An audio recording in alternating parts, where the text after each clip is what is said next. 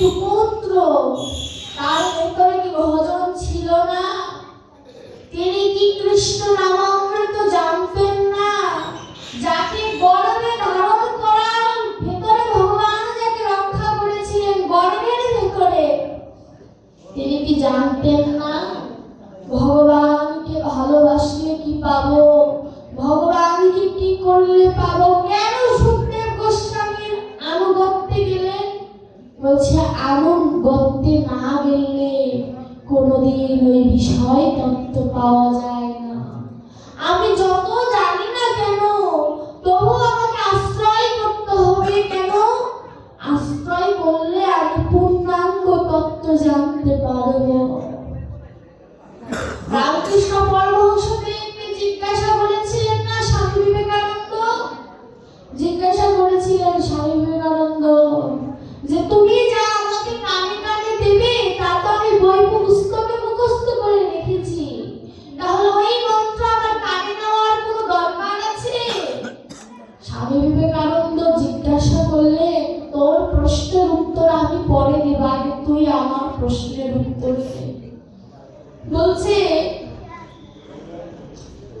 কালীঘাটে একটি স্টিমার আসতে কতক্ষণ সময় লাগবে আমার এখান থেকে? বলছে 3 ঘন্টা লাগতে পারে। বলছে একটি ডিঙি নৌকা কালীঘাটে যেতে কতক্ষণ সময় লাগবে? বলছে 7-8 ঘন্টা তো লেগেই যাবে। ডিঙি নৌকা মাঝি আর কত বাইরে। তা রামকৃষ্ণ পরমহংসদেব বলছে বলতো নরেন, স্বামী বিবেকানন্দের ছোটবেলার নাম হচ্ছে নরেন।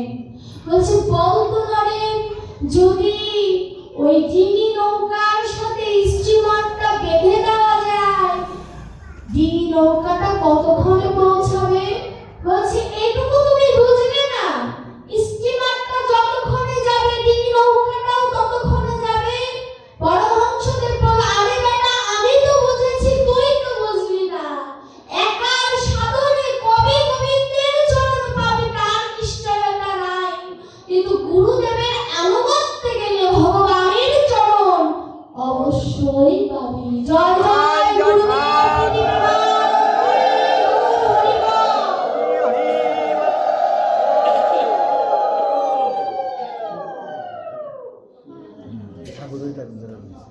তাহলে বলছে আনুগত্যে আসতে হবে, অনুগত না হলে কোনোদিন ভগবানকে পাওয়া যায় না।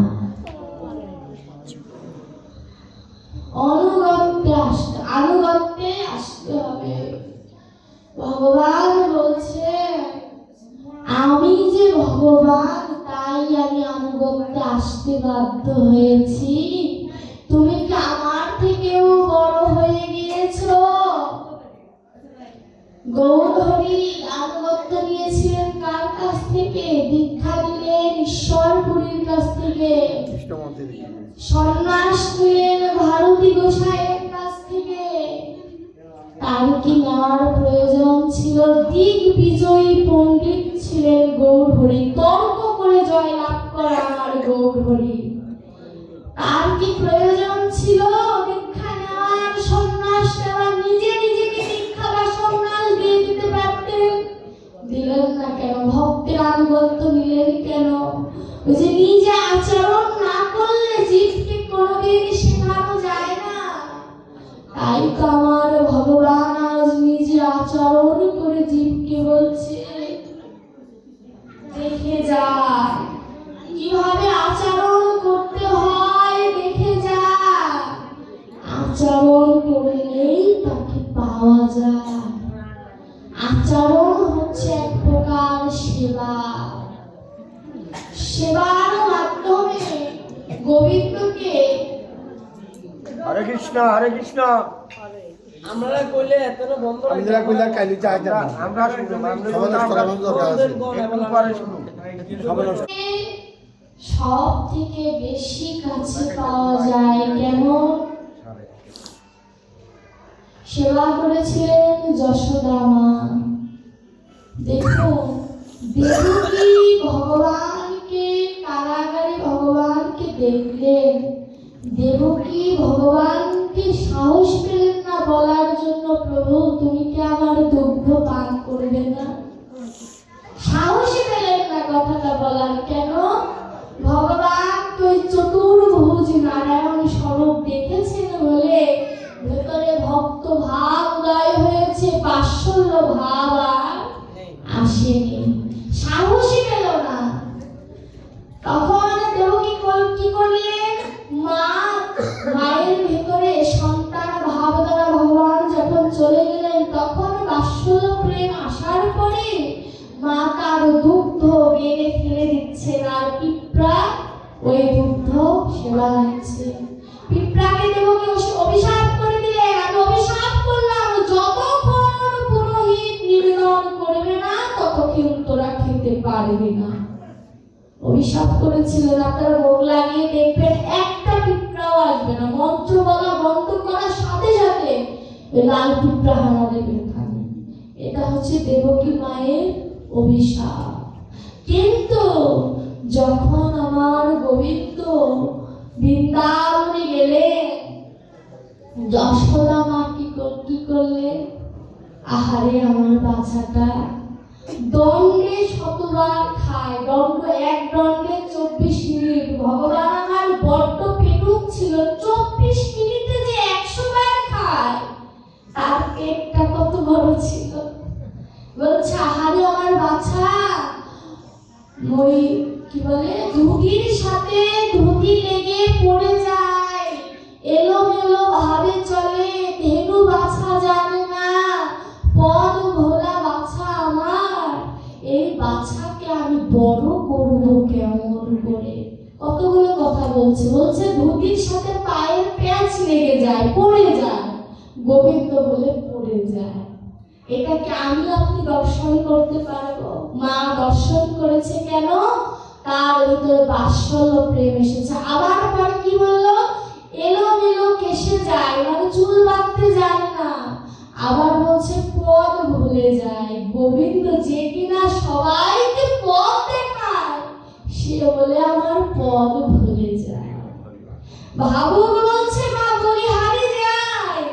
এমন বাৎসল্য প্রেম যদি হৃদয়ে না আসে, তাহলে কি গোবিন্দকে ধরা যায়? গোবিন্দকে কি ওই রজ্জু দ্বারা বন্ধন করার সাহস দেখানো যায়? মা বলেই পেরেছিল। যে আবার দেখুন, ভগবানকে কংস শত্রু ভেবে বধ করার চিন্তা ভাবনা করলেন, মল্ল যুদ্ধে আহ্বান করলেন। কংস যদি জানতো এই সত্যিকার, কংস কিন্তু ভক্ত শ্রীহরির পূজা করতেন, কিন্তু শ্রীহরি যে আমার ভগবান শ্রীকৃষ্ণ এটা মানে না। শাস্ত্র বলছে যে কিনা ভগবানের এক অবতারের পূজা করে অন্য অবতার মানে না, তার থেকে হেন নাস্তিক ত্রিভুবনে আর একটা নাই। বলছে তুমি যদি শ্রীহরির পূজা করো, ভগবান কৃষ্ণকে যদি না মানো, তুমি সনাতন ধর্মের মধ্যে পড়ো না। কংস ছিল সেই রকম ভক্ত, তিনি শ্রীহরির পূজা করতেন, কিন্তু ভগবান শ্রীকৃষ্ণ যে ভগবান, এটা তিনি মানতে অপ্রস্তুত। যখন মল্লযুদ্ধের আহ্বান করে, যখন মল্লযুদ্ধে হারিয়ে কংসকে বধ করে, তখনও যদি কংস একবার বলতো ভগবান দয়া করে তোমার চরণে আত্মনিবেদন করলাম, কংসের কিন্তু মৃত্যু হতো না। ভগবান সবাইকে সুযোগ দেয়, ভগবান সবাইকে ছাড় দেয়, কিন্তু ছেড়ে কিন্তু দেয় না। সেটা ভক্তই হোক আর শত্রুই হোক না কেন। এবার বলছে ভাগবতকে আমি যে ভালোবাসবো, আমার ভগবানকে বেশি ভালোবাসবো না আমার ভাগবতকে বেশি ভালোবাসবো? ভাগবতকে। কেন? সনাতন গোস্বামী বলছে শ্রীকৃষ্ণ অপরিবর্তিত। বলছে শ্রীকৃষ্ণ অপরিবর্তন, পরিবর্তন করে না। আমার ভগবান শ্রীকৃষ্ণ দেখতে যা, আমার ভাগবতের 12 স্কন্ধ দেখা সেই সমতুল্য। কি বলছে? ভাগবতের আমার দ্বাদশ স্কন্ধ, সেই দ্বাদশ স্কন্ধকে সনাতন গোস্বামী ভগবানের দেহের সাথে মিলিয়ে দিলেন। কি বলছে? প্রথম এবং দ্বিতীয় স্কন্ধ ভগবানের চরণ, তৃতীয় এবং চতুর্থ স্কন্ধ ভগবানের উরু, পঞ্চম এবং ষষ্ঠ স্কন্ধ ভগবানের পার্শ্বদেশ, সপ্তম এবং অষ্টম স্কন্ধ ভগবানের বাহু, নবম স্কন্ধ ভগবানের হৃদয়, একাদশ স্কন্ধ ভগবানের মস্তক, দ্বাদশ স্কন্ধ ভগবানের কপাল।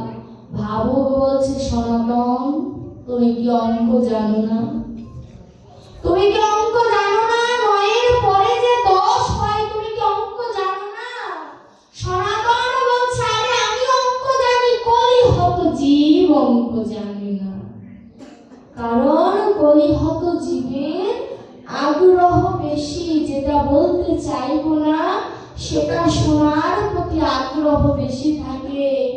আমি যে 9-এর পরে 10 বললাম না, অন্তত আগ্রহ হয়ে যদি জিজ্ঞাসা করে কেন 10 বললো না, এই 10 হচ্ছে মঞ্জু হাস্যতম।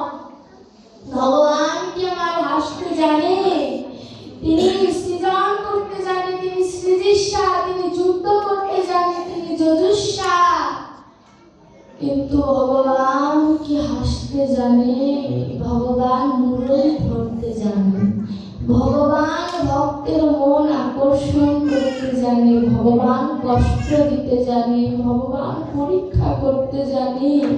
কিন্তু ভগবান কি হাসতে জানে? ক্ষণিকের জন্য একটি মানুষকে আকর্ষণ করার মাধ্যম হচ্ছে মুখের হাসি। আর যাকে কোনোদিন দেখি নাই, যাকে কোনোদিন দর্শন করি নাই, তাকে এত সুন্দর রূপ দেওয়া সম্ভব না? জানি আমার গোবিন্দ বাস্তবে কত সুন্দর। যাকে দেখি নাই, যার বদন না দেখে এত সুন্দর করে আঁকা সম্ভব, যদি তাকে দর্শন করতে পারতাম, যদি একবার বলতে পারতাম তোমার দেহ তোমারই সপিব, তোমা বিনে আর কো কাহা যাব। বলছে ভাবুক, বলছে তোমার দেহ মানে তোমার দেওয়া দেহ, তোমার মানে তোমাকেই সমর্পণ করব, তোমাকে ছাড়া আর কোথায় যাব। বলছে তোমার দেহ তোমায় সমর্পণ করব বলে এসেছি। এটা তো ভক্তের কথা, আমার কথা কি? হরে কৃষ্ণ। তো তোমরাই কথা বলো, আমি বসে যাই।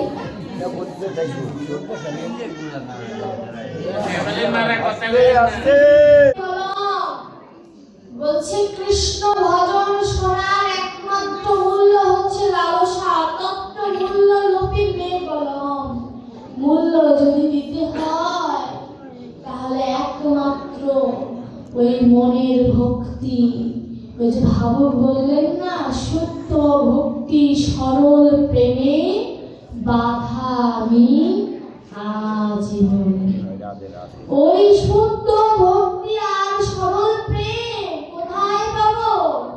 ডক্টর মহারামজি বলছে শিশুর মতো মন নিয়ে কৃষ্ণ ভজন করো। শিশু যেমন মাকে যখন ডাকে, নিঃস্বার্থভাবে মা মা বলে ডাকে, তুমি তেমন করে ভগবানকে যদি ডাকতে পারো, মা যেমন দূরে থাকতে পারে না, ভগবানও তেমন দূরে থাকতে পারবে না।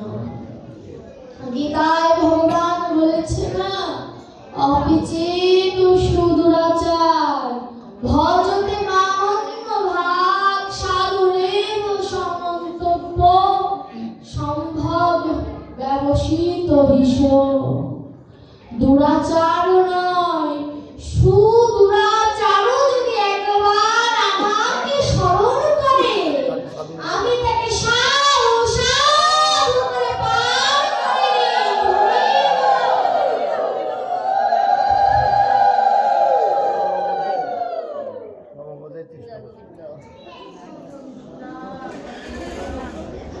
তাহলে আমাকে ভগবানকে ডাকতে হবে নিঃস্বার্থভাবে। যদি বলি ভগবানকে ডাকতে কি ভগবান আসেন? ভগবান বলছেন আমাকে তুমি একবার ডেকেই দেখো না, আমি দূরে থাকতে পারি কিনা। তুমি আমায় একবার আগে ডেকে দেখো। ডাকার মতো ডাক যদি কেউ শিখে যায়, ভগবান কি তার কাছ থেকে কি আর দূরে থাকতে পারে? ভগবান তার কাছ থেকে দূরে থাকতে পারে না। এই জগতে আমরা সংসারকে অনেক ভালোবাসি না? বাসি তো, সবাই ভালোবাসি, আমিও ভালোবাসি। কিন্তু সংসার থেকে যখন আঘাত পাই, প্রথম কার কথা মনে পড়ে? মায়েদেরকে যদি বলি সংসার থেকে প্রথম আঘাত পেলে মনে পড়ে মায়ের কথা, তাই না? মা যদি না থাকে তাহলে কার কথা মনে পড়ে? গোবিন্দের কথা। আর গোবিন্দ তখন হেসে বলে গর্ব মূর্খ তুই, কেন? আর সংসার থেকে কষ্ট পেলে তুই আমার কথা মনে করিস, কিন্তু যখন সুখে থাকিস তখন তো আমায় কৃতজ্ঞতা জানাস না যে তোমার কৃপায় সুখে আছি। দুঃখের ভার আমি ভগবানকে দিয়ে দেই যে ভগবান আমার কপালে এত দুঃখ লিখলেন, কিন্তু ভগবানকে কখনো বলি না তুমি আমার কপালে সুখ লিখেছ, তোমার চরণে শত কোটি প্রণাম। আমরা বলি না ভগবান আমাদের সুখ দিয়ে পরীক্ষা করে, যে আমরা দুঃখ দিয়ে ভগবান পরীক্ষা করে যে ভগবানকে আমরা ডাকি কিনা। দুঃখ দিয়ে ভগবান কোনোদিন পরীক্ষা করে না, সুখ দিয়েই ভগবান পরীক্ষা করে যে ভক্ত আমায় ডাকে কিনা, ভক্ত আমার জন্য নয়ন জলে ভাসে কিনা। এটা ভগবান দুঃখ দিয়ে পরীক্ষা করে না, সুখ দিয়েই বরং পরীক্ষা করে।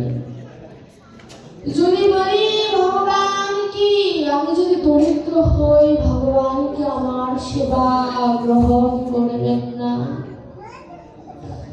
ভগবান কি আমায় ভালোবাসবেন না? ভগবান কি আমার থেকে দূরে চলে যাবে? যদি প্রশ্ন করি, বলছে না ভগবান দূরে যাবেন না। কেমন? এক ভক্ত বৃন্দাবনে ছিলেন যিনি ভগবানকে এমন ভালোবাসতেন, ভগবান ছাড়া আমার কথা আগে কেমন ছিল না, 4 দিন পাঠ করে নিয়েছি, এত কথা তো ছিল না। ত্যাগ ভক্ত এখন আর কথা বলবে না, ঠিক আছে? ভক্ত চরিত্র আলোচনা করছি তো। ভক্তের মনে ব্যথা লাগলে এই ব্যথার মাসুল জন্মে জন্মে দিয়েও শোধ করতে পারবে না। পাপ পুজো নয়, এইসব দাম অপরাধ অভিশাপ মাপ নাই।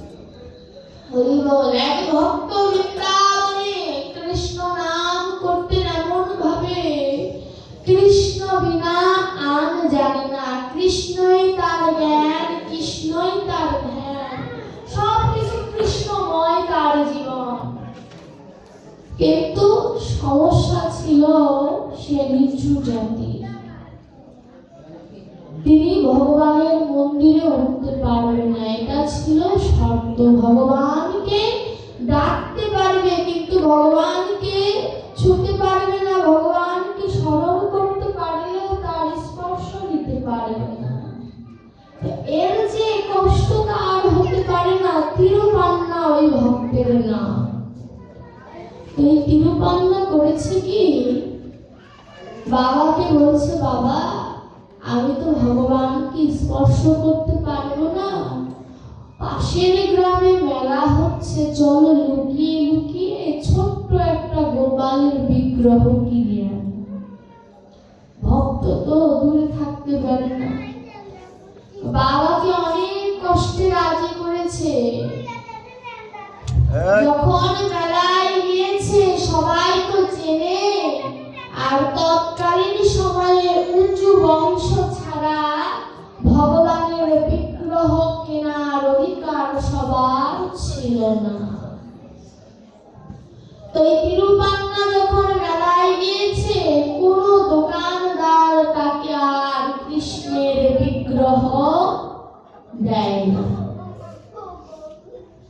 তিরুপান্না ভগবানের প্রতি এমন ভক্তি, অদূর থেকে ভাগবত আলোচনা, আপনারা বসে ভাগবত শোনেন না, কিছু ভাগবত আছে এখানে বসার সাহস পায় না, দূর থেকে পাঠ শুনে চলে যায়। কেন জানেন? আমি এমন ভক্ত দেখেছি, তারা বলে এই আসলে বসার যোগ্যতা আমার হয়, দূর থেকে পাঠ শুনে তারা চলে যায়। তো এই তিরুপান্না দূর থেকে পাঠ শুনেছে, আমি শুনেছে যে ভগবান ভক্তের ডাকে সাড়া দেয়, ভক্ত যদি মন থেকে কিছু চায় ভগবান তার মনস্কামনা পূর্ণ করে। তো এই তিরুপান্না মেলার মধ্যে দিয়ে ঘাসে হাঁটছে, ঘাসের মধ্যে দিয়ে হাঁটছে আর হাঁটছে, আর মনে মনে ভাবছে, দয়াময় তোমায় ভালোবাসি বলে তোমায় না দেখার অজনিষ্ঠিত ব্যথা, তোমায় অদর্শনের যে ব্যথা, এই ব্যথা আমার সহ্য হয় না। তাই তো চিন্তা করেছিলাম তোমার একটি বিগ্রহ কিনে ঘরে তোমায় দর্শন করবার, যেমন পারি তোমায় সেবা দেব। আমি তো দরিদ্র, আমি তো নিচু জাতির,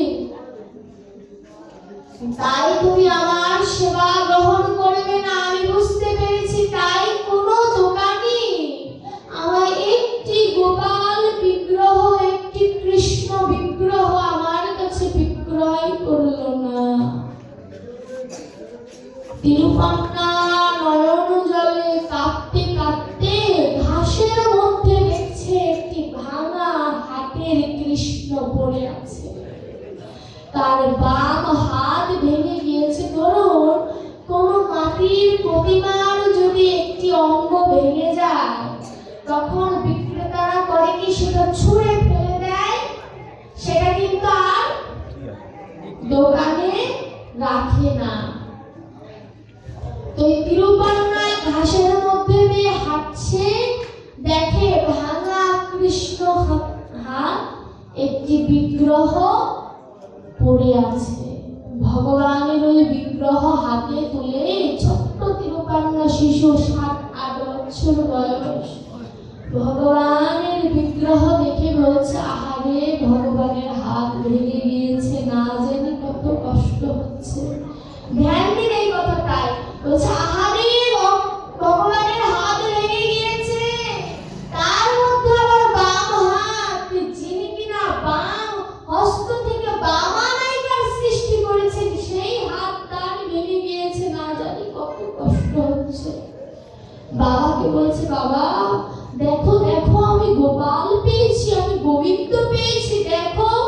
বাবা বলছে, ফেলে দে বিগ্রহটা, ফেলে দে। ভাঙা মূর্তি কোনোদিন ঘরে রাখতে হয় না, আমরা তো রাখি, রং চটে গেলে বিগ্রহ বিসর্জন দিয়ে দিই না, ঘরে রাখি রাখি না। তিরুপান্না বলল, বাবা আমি ফেলে দেব, তোমার কাছে আমার একটা প্রশ্ন উত্তর দেবে? বলছে, আমি তো তোমার সন্তান তাই না? বলছে, হ্যাঁ। বাবা আমার যদি একটা হাত ভেঙে যায়, তুমি তো আমায় ফেলে দিতে পারবে?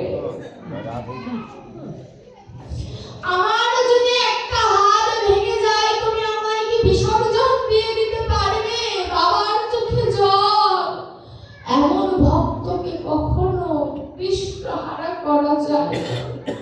বলছে, আমার হাত ভেঙে গেলে তোমরা যেমন আমার সেবা করো, আমি কৃষ্ণকে তেমন করে সেবা করব। কৃষ্ণ যদি থেকে থাকে, হাত তার ঠিক হয়ে যাবে, এত বিশ্বাস ভেতরে। ঘরে নিয়ে গেলেন, মা বিগ্রহ দেখার পরে ছেলেকে বলল, বাবা ফেলে দে। মাকেও একই কথা বলছে, বলছে মা আমি যদি অসুস্থ হই, তুমি আমাকে খাওয়িয়ে দাও, আমার সেবা যত্ন করো। আর যিনি কিনা আমাদের সবাইকে সৃষ্টি করেছে, তার আজ কত কষ্ট, তাকে ফেলে দিতে বলছো? তোমার তো আমি একা সন্তান, তাই তোমার কষ্ট। আর যে কিনা জগৎ পিতা, তার প্রতি কি সন্তানের কর্তব্য নাই? সন্তানের প্রতি জগৎ পিতার প্রতি কোনো কর্তব্য নাই। এই জগতের পিতা মরে গেলে সন্তান তার জন্য শ্রাদ্ধ করে, কিন্তু জগৎ পিতাকে যে তিলে তিলে হৃদয় মাঝে যে মেরে ফেলছে, তার জন্য কি কোনো কর্তব্য আমাদের নাই? কোনো কর্তব্য পালন করা হয় না। ওই সন্তান, ওই তিরুপান্না ভগবানকে সেবা দেবে, বিভিন্ন রকমের আয়োজন করে ভগবানের সামনে দিয়ে বলছে, ভগবান সেবা নাও। ভগবানকে আর প্রকটে কারোর সেবা নেয়। বলছো তোমার তো হাত ভেঙে গিয়েছে, তুমি সেবা নেবে কেমন করে? আমি তোমায় খাইয়ে দিচ্ছি, তুমি হা করো। তুমি হা করো। প্রসাদ হাতে নিয়ে গোপালের সামনে দাঁড়িয়ে বলছে, তুমি একটু হা করো, তোমায় খাইয়ে দিই। তুমি আসবে না তো? তুমি যদি না আসো তোমাকে কিন্তু আমি বেত্রাঘাত করবো। তুমি আসো। ভগবানকে বলছে, তোমাকে কিন্তু আমি বেত্রাঘাত করবো। ভাবো, কদম থেকে দাঁড়িয়ে বলছে, যে কিনা জগৎকে পরিচালনা করে, জগৎকে শাসন করে, তাকে কিনা ভক্ত আজ শাসন করছে একটি সামান্য লাঠি দিয়ে। ভগবান আর দূরে থাকতে পারলেন না। ভগবান তার সামনে প্রকট হয়ে ভক্তের কাছে সেবা নিয়েছিলেন। তিরুপান্নাকে বলল, তুমি কিন্তু কাউকে বলো না, আমি তোমার কাছে যে খেয়েছি, তুমি কিন্তু কাউকে বলো না। তিরুপান্না প্রতিদিন ভগবানকে সেবা দেয়। একদিন ভগবানকে বলছে, তোমার কি হাতের ব্যথা সেরেছে?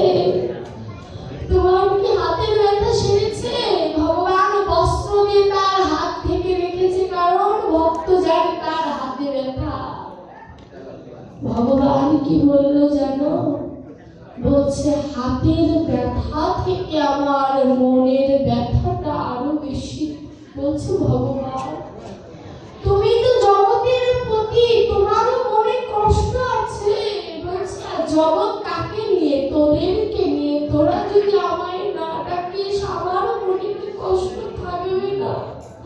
যাদেরকে নিয়ে আমার সবকিছু, তারা যখন আমায় ভুলে মায়ার দাসত্ব করে, তখন কি আমি ভালো থাকতে পারি? ভগবানকে বলছে, তোমার বস্ত্রটা সরাও না, আমি ওখানে একটু হলুদ লাগিয়ে দিই, তোমার ব্যথাটা কমে যাবে। ভগবানকে হলুদ লাগিয়ে দিয়ে, পাতা দিয়ে বিগ্রহকে সুতো দিয়ে বেঁধে রেখেছে। 1 মাস পার হয়ে গিয়েছে।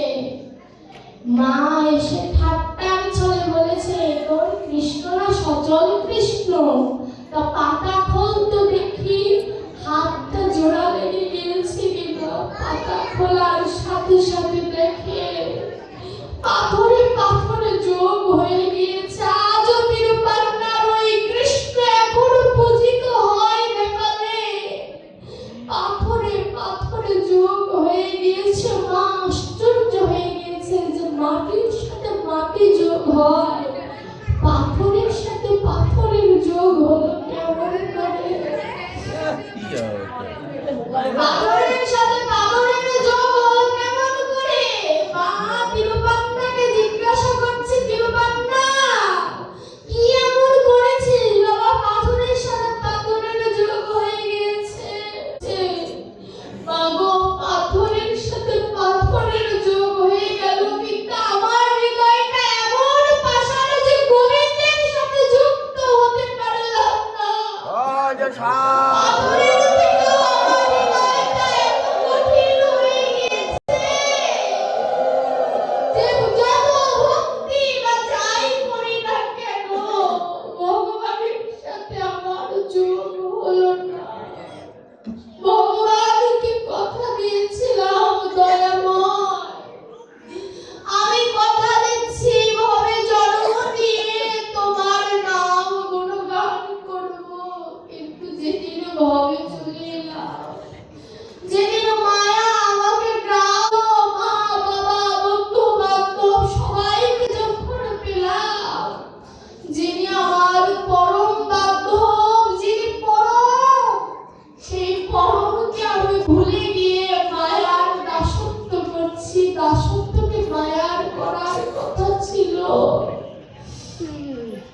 দাসত্ব তো মায়ার করার কথা ছিল না। তিরুপান্ন তো ভগবানকে পেল, এত অমূল্যবান কথা বলে গেল। ভগবানের চরণ ধরে বলল, প্রভু তোমার কাছে আর কিছু চাই না, একটি ধন চাই। যে ভক্ত তোমায় ডাকবে তাকে তুমি দয়া করে সাড়া দিও। নিজের জন্য কিছু চাইলেন না, ভক্তদের জন্য চাইলেন। তিরুপান্না ভক্ত ছিল বলে ভগবানকে পেয়েছে, কিন্তু আমার গতি কি হবে? এ ভক্তগণ, আমি কোথায় যাব? আমার তো পারের কড়ি সঞ্চয় করা হলো না। আমিও তো কথা দিয়ে এসেছিলাম, সেই পারের কড়ি সঞ্চয় হলো না। 16 আনা কড়ি নিয়ে ভবেরা সঞ্চয় করার বদলে যা ছিল সেটাও ব্যয় করে ফেললাম। বুঝি বলছে না, করবি যদি ভালোবাসা। কুমুদ বলে, ওরে গদা, আগে তোর বাসা ভালো কর। কুমুদ গদাকে বলছে, ওরে গদা, করবি যদি ভালোবাসা, তোর বাসা আগে ভালো কর। যেখানে গোবিন্দকে রাখবি সেই বাসাটা আগে পরিষ্কার মার্জনা করে সুন্দর করে সাজা, তাহলেই তো ভগবানকে পাবি। রাধারানী রূপানুরাগে বললেন না, অল্প বয়সে শ্যামরসে জগ জগ, না জানি পরিণামে কি বা হয়। পরিণামের চিন্তা না করে রাধারানী তার ধর্ম করম ওই সব কিছু রাঙা চরণে সমর্পণ করে দিল। যদুনাথ পদকর্তা বলছে, যদি যাই পথ মাঝে শ্যাম যাই সাথে সাথে, কবে সেই ভাগ্য আমার হবে? কবে কৃষ্ণ নামে নয়ন জলে দুবাহু তুলে হরি হরি বলতে পারবো? কবে জয়ধ্বনি দিয়ে ভগবানের চরণে আত্মনিবেদন করতে পারবো? সেদিন আমার সার্থকতা। ভাগবত বলছে, যদি দেহের মধ্যে কোটি কোটি জন্মের অপরাধ থাকে, কৃষ্ণ নামে তার নয়নে জল বর্ষণ হয় না। তাহলে কত জন্মের পাপ এই দেহে সঞ্চয় করে রেখেছি, কোনদিন অনুশোচনা এলো না। যার দেওয়া ঘরে থাকি, সেই ঘরের মালিককে কোনদিন কিছু দিতে পারলাম না। আমার গৌর হরি যে কৃষ্ণ নাম মিলিয়ে ভক্তদের চরণ ধরে অঙ্গে রেখেছে, সেই চরণ ধরে মাখলাম না। যে গৌর হরি হরিদাসকে বলল না, হরিদাস তুমি নগরে যে কৃষ্ণ নাম মিলিয়ে এসো। হরিদাস বললেন, প্রভু কেউ তো কৃষ্ণ নাম নেয় না। বলছে, কেউ যদি কৃষ্ণ নাম না নেয় তুমি তার হাতে ধরে বলো কৃষ্ণ বলো। বলছে, প্রভু তবু যদি কৃষ্ণ নাম না নেয়? বলছে, হরিদাস তুমি তার চরণ ধরে বলো কৃষ্ণ কহ। হরিদাস নয়ন জলে ভেসে বলছে, প্রভু তবু যদি কৃষ্ণ নাম না নেয়? গৌর হরি নয়ন জলে ভেসে বলছে, আমি গৌর স্বয়ং যাব, বলবো তার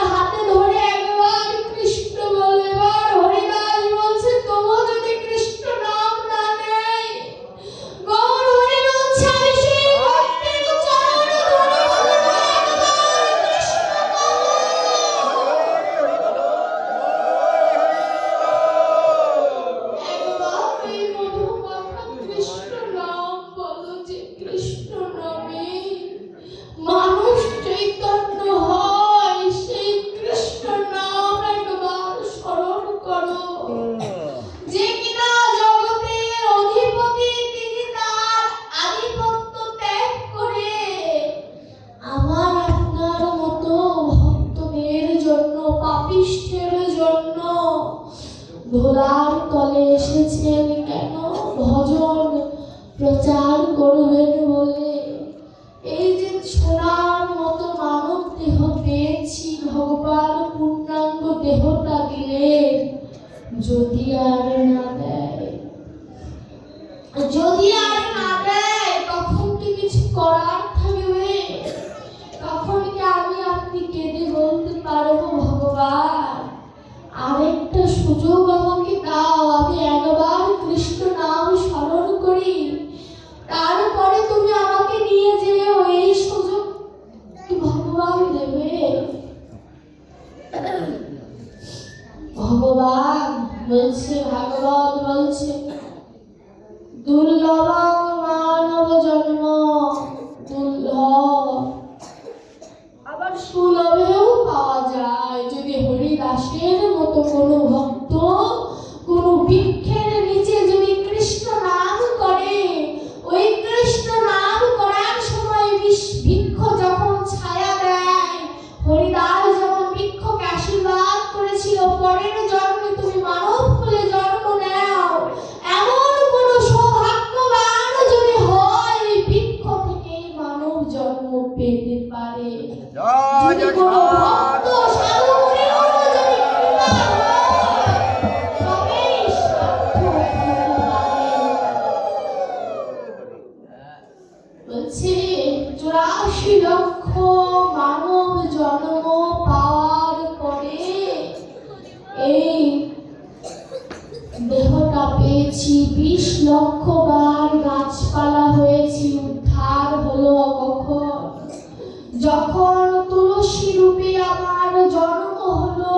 কোন ভক্ত যখন চন্দনের সাথে মিশ্রিত করে যখন গোবিন্দের চরণে গোবিন্দায় নম বলে যখন দিল, তখন আমার বৃক্ষ জন্ম থেকে আমার মুক্তি হলো।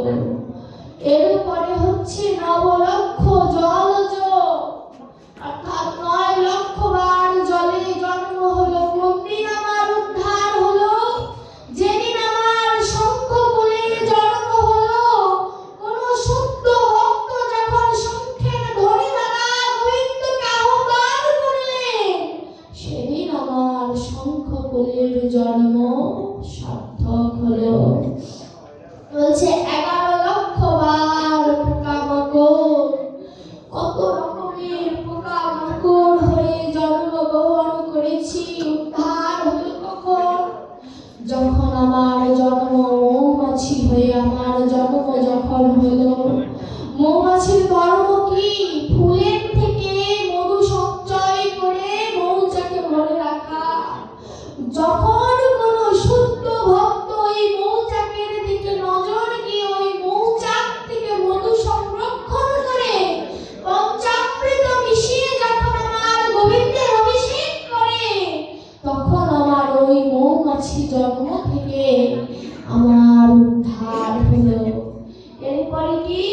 10 লক্ষ বার ডিমের মধ্যে যখন আমার জন্ম, ময়ূর বলে যেদিন আমার জন্ম হলো। কোন ভক্ত যখন ওই ময়ূরের পুচ্ছ আমার গোবিন্দের মস্তকের বাম দিকে যখন গেঁথে দিলেন, সেদিন আমার ময়ূর কুলে থেকে জন্ম হলো, জন্ম উদ্ধার হলো। এরপরে হচ্ছে 30 লক্ষ বার পশু জন্ম। যেদিন আমার গাভী কুলে জন্ম হলো, কোন শুদ্ধ ভক্ত গাভীকে দহন করে ওই দুগ্ধ দ্বারা ক্ষীর ছানা নবনী তৈরি করে গুরু মন্ত্র জপ করার মাধ্যমে যখন গোবিন্দের চরণে নিবেদন করলেন, সেদিন আমার পশুকুল থেকে আমার উদ্ধার হলো। 80 জন্ম হয়ে যাওয়ার পরে 4 লক্ষ বার ভীম, লেপচা, সাঁওতাল, খোড়া, ল্যাংড়া, অন্ধ কত কিছু জন্ম হওয়ার পরে ভগবানের পূর্ণাঙ্গ মানব দেহ দিয়েছে। আর যদি না হয়, তার পূর্ণাঙ্গ মানব জন্ম হচ্ছে 64 লক্ষের শেষ জন্ম। আর যদি ভাগ্যে না হয়, তখন কি হবে? আবার ওই প্রথম জন্মতে যদি গাছপালা জন্মে যদি চলে যেতে হয়।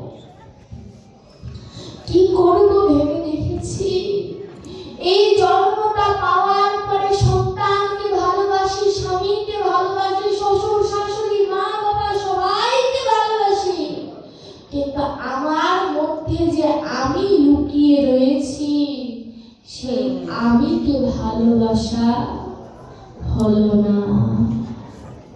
সেই আমিকে যেদিন ভালোবাসতে পারবো, সেদিন আমার ভালোবাসার সার্থকতা থাকবে। তাই হে ভক্তগণ, ভালো যদি বাসতে হয় সংসারকে ভালোবাসতে হবে। সংসার করো কিন্তু সংসেজো না। সং বোঝেন তো? বোঝেন তো? আর ব্যাখ্যা করলাম না। সংসার করো, সংসেজো না। অর্থাৎ সং আবদ্ধ সাজলে মানুষ হাসবে, যমরাজা হাসবে। সংসেজো না, ভক্ত সাজো। ভক্ত না হলেও ভক্ত সাজো, ওটারও লাভ আছে। সাজতে সাজতে সাজা হয়ে যাবে, কিন্তু সব সাজলে বড় বিপদ। এর জন্য সংসার থেকে নিজের দায়িত্ব কর্তব্য পালন করে কৃষ্ণ নামের পথিক হতে হবে। ভাগবত বলছে, শিশু বয়সে কৃষ্ণ ভজে, কৃষ্ণ পাবার আসে। বৃদ্ধ বয়সে কৃষ্ণ ভজে, যমেরও ভয়েতে। বুঝেছে?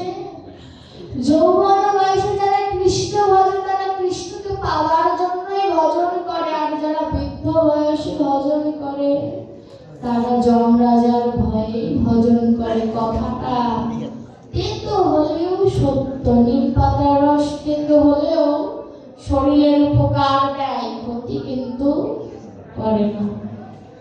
তাই হচ্ছে যা যাবার গেছেই চলে, ঠেক করিস না আর তা বলে। যা চলে যাবার তা তো চলেই গিয়েছে। যা সামনে রয়েছে সেইটুকু যেন ভজনের পথে অগ্রসর হয়ে কৃষ্ণ নামামৃত সুধা যেন সেবা করতে পারি, সেই পথে আমাদের ধাপিত হতে হবে। আমি কি ভাগবত আজকের মতো বিশ্রামে রেখে দেব? আজকে প্রথম দিন তো, বিশ্রামে রেখে দেব। ক্লাস